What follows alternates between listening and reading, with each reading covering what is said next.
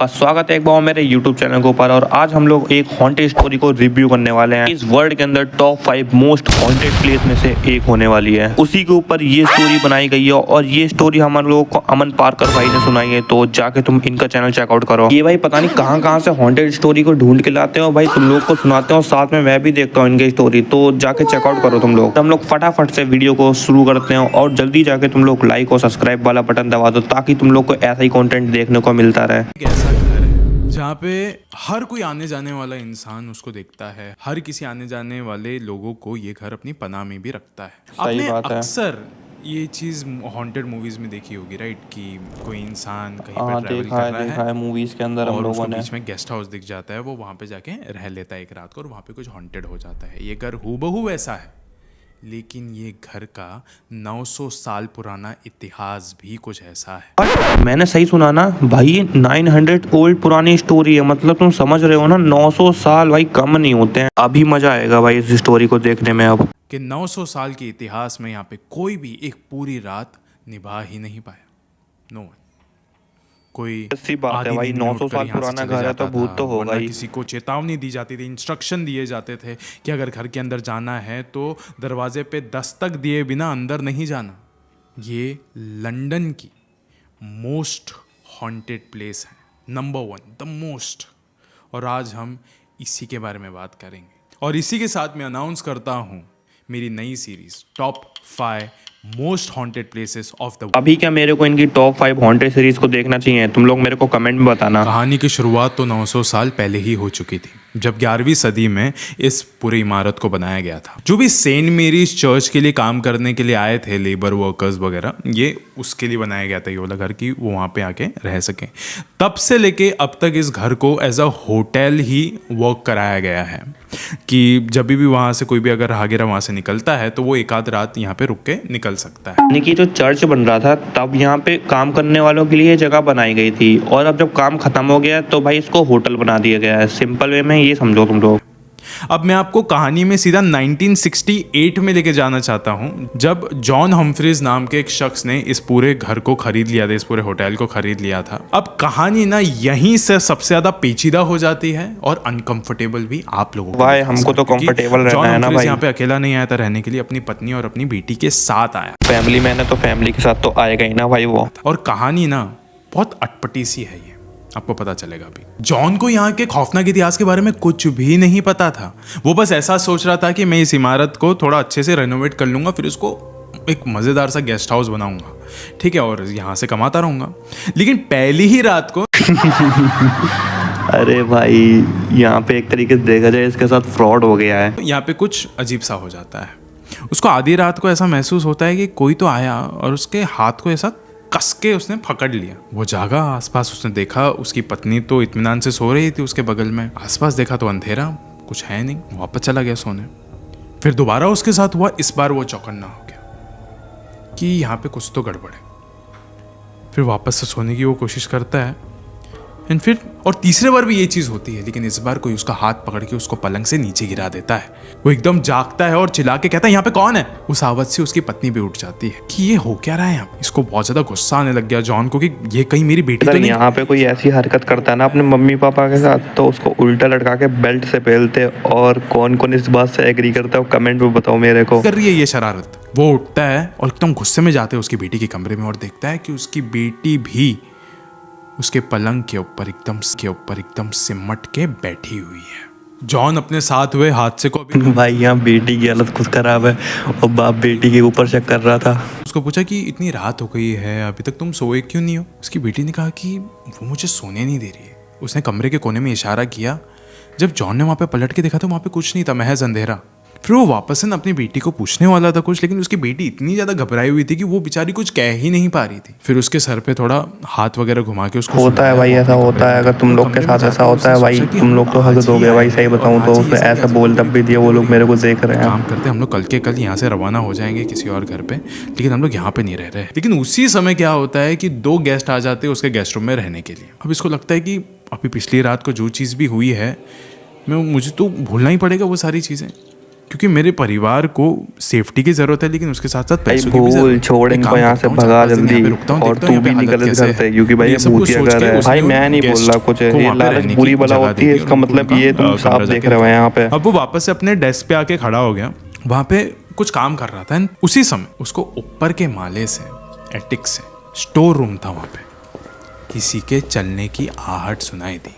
John फौरन अपने कमरे में गया, और लेकिन एक चीज़ थी यहाँ पे, वो जैसे जैसे अपने कमरे की तरफ जा रहा था ना, ऊपर से वो आवाज़ भी उसको फॉलो कर रही थी। और जैसे वो आवाज़ से याद आया, किस किस को लगा कि किस किस के घर में भाई आवाज़ें आती हैं, लाइक कभी भी तुमको फील हुआ कि तुम्हारे आगे पीछे कोई है, कि कभी भी तुमको फील हुआ है कि तुम्हारे बगल में कोई चल रहा है? नहीं भाई, लेकिन मेरे को ऐसा फील हुआ है। मैं अपना ओपोनेंट बताऊँ तुम्हें तो, अपने कमरे के अंदर गया और उसने दरवाज़ा बंद किया, उसको पता चला कि आवाज़ अब ठीक उसके ऊपर से आ रही। उसके मन में ऐसा हो रहा था कि कहीं ये मेरे सिर्फ दिमाग में तो नहीं चल रहा है, कि मतलब मेरे कमरे में कुछ है, मेरी बेटी के कमरे में कुछ है। अब ऊपर एटिक से भी आवाज़ आ रही मुझे, स्टोर रूम से। मुझे लगता है ये बस मेरे दिमाग का गेम है। अब हो जाती है रात। रात में अचानक से उसके दरवाजे पे होती है दस्तक, और जब जब हर एक दस्तक के साथ इसकी दिल की धड़कनें भी तेज़ हो रही थी। ये जाता है और दरवाज़ा खोलता है। जैसे ही खोलता है, सामने वही 2 गेस्ट खड़े रहते हैं, लेकिन थोड़े अपसेट, गुस्से में। वो दोनों गेस्ट कहते हैं कि यहाँ पे भाई एक बार तुम खुद देखो भाई, एक गेस्ट के अंदर ऐसा नहीं लग रहा कि आत्माएं खुद से ही घुस गई हैं, वो खुद आके आत्मा बोल रही है कि भाई मेरे को आत्मा मिल रही है। ऐसा क्या है? लिटरली ऐसा लगता है कि आधी रात में कोई हमारा हाथ खींच रहा है, हमारे पाँव खींच रहा है। हर जगह से आवाज़ आती रहती है, ऐसा लग रहा है कोई इधर से उधर भाग रहा है, जबकि होता यहाँ पे कोई भी नहीं है। और ये आवाज़ किसी इंसान की नहीं है भाई, ये शैतानी आवाज़ है, मुर्दों की आवाज़ है ये। हमको यहाँ पे एक पल भी नहीं रहना है ऐसी श्रापित जगह पर, तो आपको हमको पहले ही बता देना चाहिए था। बस इतना कह के वो लोग वहाँ से निकल गए।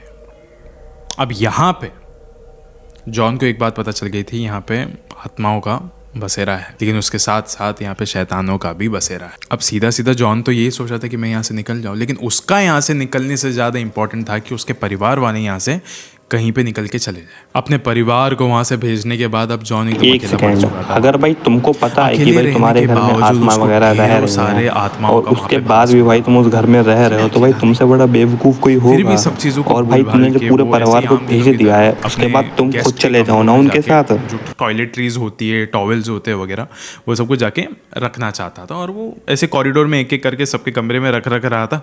अब एक कमरे के पास आया वो, और कॉरिडोर से वो ऐसा दरवाज़ा उसने खोला। जैसे ही उसने अंदर देखा तो अंदर उसके गेस्ट की लाश पड़ी हुई। डर के मारे इसने जल्दी से दरवाज़ा बंद कर लिया।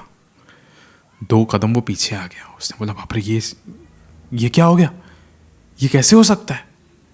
वो एकदम लंबी लंबी सांसें ले रहा है, एकदम पसीने छूटे जा रहे हैं। और उसी समय किसी ने तो उसके कंधे के ऊपर आके हाथ रखा, जबकि पूरा कॉरिडोर खाली था। जैसे वो पीछे मुड़ के देखता है, ये वही गेस्ट रहता है जिसकी उसने जस्ट 10 सेकंड पहले लाश देखी है। वो गेस्ट कहता है भाई 10 सेकंड में ट्रॉमा होना पता किसे बोलते हैं? भाई इस बंदे से पूछो, अगर तुम्हारे यहाँ कोई गेस्ट आया हो भाई, तुमको खाली ट्रॉमा में उसको ऐसा दिख जाएगी भाई उसकी मर गया है भाई वो।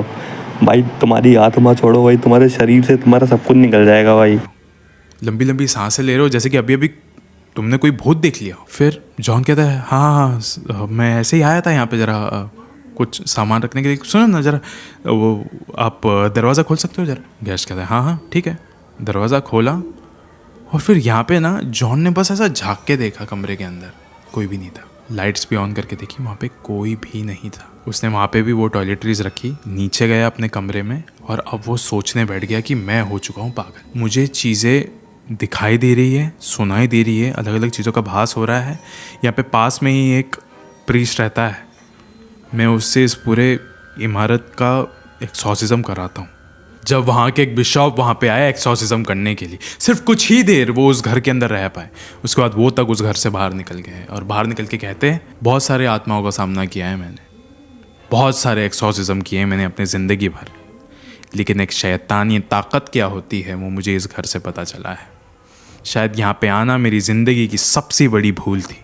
अब भाई जब लंदन का प्रीस्ट डर गया भाई, तो भाई तुम सोच रहे हो ना पूरे लंदन में बात कैसे फैलेगी कि ये एक ऐसा घर है, रैमन होटल, जहाँ पे आत्माओं का बसेरा है, शैतानी ताकतों का बसेरा है। यहाँ पे सिर्फ इंसान ही ऐसे रोम अराउंड करने के लिए नहीं आते, पैरानॉर्मल इन्वेस्टिगेटर्स भी आते हैं उस हर एक सुराग को ढूंढने के लिए जो इस घर को बहुत ज़्यादा खौफनाक बना देता है। मैं भी आपको अपने सामने से एक चीज़ बताना चाहता हूँ कि इस घर में सिर्फ यही एक कहानी नहीं थी जो हुई थी, हर एक कमरे की आई ये पार्ट है मेरा सबसे ज़्यादा बेस्ट पार्ट अपनी इस वीडियो के अंदर। सबसे पहला कमरा था द बिशॉप्स रूम, जहाँ पे खुद जॉन रहा करता था। ऐसा बताया जाता है कि यहाँ पे एक ऐसी शैतानी ताकत है जो आधी रात में किसी का भी बिस्तर हिला सकता है, किसी का भी बेड शेक कर सकता है, इतनी ताकत है उसके पास। जॉन ऐसे ही खड़ा रहता था तो उसको कोई आके धक्का मार देता था, इतनी ज़्यादा ताकत है कि महसूस होती थी। और उस कमरे से जोर जोर से आवाजें आनी तो एक आम बात थी। इतना सब होने के बाद भी जॉन ने उस घर को नहीं छोड़ा, बल्कि उसने एक अलग ही तरीके का रास्ता अपनाया था यहाँ पे कि जब भी वो उस कमरे में उसको जाने का होता था तो वो 3 बार नॉक करता था और वो पूछता था इज एनीबडी देयर, और वो उसके बाद ही अंदर कदम रखता था। ऐसा भी कहा जाता है कि बहुत पुराने समय में वहां पे एक प्रीस्ट की मौत हुई थी, जिसकी मौत के बाद उसकी आत्मा ने एक ऐसा रूप ले लिया जो कि किसी शैतान से कम नहीं था। दूसरा कमरा है द एंशिएंट रेमिन का द विचेस रूम। बताया जाता है कि बहुत सालों पहले यहाँ पे एक विच आई थी रहने के लिए एक कमरे में, जिसको द विचेस रूम अभी कहा जाता है। जब गांव वालों को पता चला कि यहाँ पे एक ऐसी औरत आई है जो कि जादू टोना जानती है, तो वो लोग ऐसा सोच रहे थे कि हम लोग इसको यहाँ पे रहने नहीं देंगे क्योंकि इससे हमारे परिवार को खतरा है, हमारे बच्चों को खतरा है। तो उसको निकाल के वहाँ से उसको जला दिया था। आज भी वहाँ पे कोई भी जाता है तो भी उसको जलने की बू आती है, चीखने चिल्लाने की आवाज़ें आती है। प्लस जॉन ने मीडिया को ये सारी बातें 1970s के अराउंड बताई थी कि यहाँ पे एक विच आई थी रहने के लिए, और तब ये वाली बात भी काफ़ी ज़्यादा फैल गई थी पूरे लंदन में। तीसरा कमरा है एटिक। ये वही कमरा है जहाँ पे जॉन को आवाज़ सुनाई दी थी कि वहाँ से कोई चल के जा रहा है। ऐसा बताया जाता है कि वहाँ पे बहुत सालों पहले एक छोटी सी लड़की ने अपनी जान दी थी, खुदकुशी करी थी उसने, और उस वजह से उस कमरे के नीचे से कोई भी कभी भी गुजरता है तो उसको उस छोटी सी बच्ची की रोने की आवाज़ सुनाई देती है या तो किसी के चलने की आवाज़ें सुनाई देती है, और बिल्कुल भी एक अनकम्फर्टेबल सा एक माहौल वहाँ पे खड़ा हो जाता है। और ये आज तक की बात है कि उसकी जो रूह है ना वो लोगों से मदद मांगती है। आज तक वहाँ पे कोई नहीं गया है उस एटिक में। जॉन की भी कभी हिम्मत नहीं हुई। जॉन अगर कभी उस लड़की के बारे में बात करता है तो हमेशा उसको रोजी के नाम से वो हमेशा पुकारता है। और ऐसा भी कहा जाता है कि उस एटिक में इसलिए भी नहीं जाने देते क्योंकि वो लड़की आज भी इंतज़ार कर रही है वहाँ पे किसी ना किसी के आने का। आखिरी कमरे है नीचे के कमरे, जहाँ पे बाकी कमरों के इतिहास के बारे में पता है, इस कमरे के इतिहास के बारे में किसी को पता ही नहीं। जब पैरानॉर्मल इन्वेस्टिगेटर्स यहाँ पे आते थे कुछ भी सर्च करने के लिए, किसी भी तरीके की इन्वेस्टिगेट करने के लिए, उनको ऐसा लगता था कि कोई तो उनका गला दबाने की कोशिश कर रहा है, और ये कोई नॉर्मल स्लीप पैरालिसिस वाला केस नहीं होता था, वाकई में कोई किसी का गला दबाए ऐसा महसूस होता था। अगर 4 लोग यहाँ पे रहने के लिए आए हैं फिर भी ऐसा महसूस होता था कि 5 लोग यहाँ पे आके रह रहे हैं। इतना ज़्यादा पावरफुल लगते थे ये कमरे। जब आपको किसी कमरे के इतिहास के बारे में पता ही ना हो तो वो कमरा ज़्यादा खौफनाक लगने लग जाता है। अब आप खुद सोचिए कि पिछले 900 साल में जिस इमारत ने इतनी सारी मौतें दिखी है, वो इमारत हॉन्टेड कैसे नहीं हो सकती? कितनी सारी मौतें, 900 साल, इतना बड़ा इतिहास। It is genuinely a haunted house. इसी कारण के वजह से द एंशिएंट रेमिन इंग्लैंड की सबसे हॉन्टेड जगह बन जाती है और इस पूरी दुनिया की 5वीं सबसे हॉन्टेड जगह। आज ये जो एंशिएंट रेमिन है ये जॉन की बेटी ओन करती है और वो यहाँ पे लोगों को गोश्त टूर्स देती है। जॉन की तो मौत हो गई, और ऐसा कहा जाता है कि जॉन की मौत के बाद भी उस घर के आत्माओं ने, शैतानों ने उसके घर वालों को इस एंशिएंट रेमिन से जुदा होने की अनुमति ही नहीं दी। ऐसे ही कैद करके रखा है जॉन के परिवार को वहाँ पे कि कोई वहाँ से गुजर नहीं सकता, निकल नहीं सकता। और शायद हो सकता है कि जॉन की आत्मा भी यहीं पे भटक रही हो उसके मौत के बाद। फटाफट से जाके जल्दी से लाइक और सब्सक्राइब वाला बटन दबा दो, और मैं मिलता हूँ तुमसे एक ऐसी हॉन्टेड वीडियो के अंदर नेक्स्ट पार्ट में। तो thank you so much watching, bye bye. और इन भाई का चैनल चेकआउट जरूर से करना तुम लोग।